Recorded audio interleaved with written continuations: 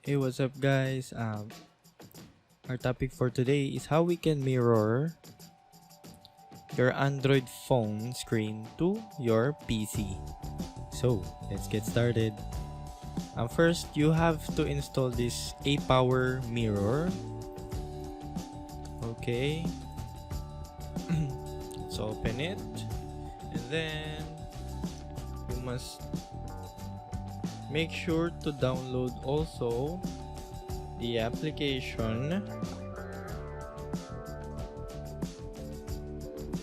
on your phone, A-Power mirror. There you go. I'll show you how. So click this and it will start to detect. Oh, here, fast. Guys, it should be in the same network like mine, same Wi-Fi or internet connection. Click A-Power Soft here and click this phone screen mirroring. Allow, and that's it.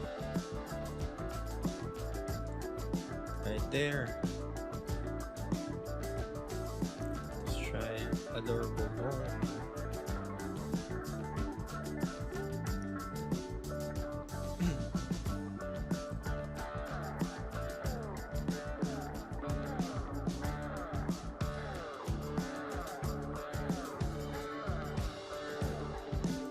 Close that.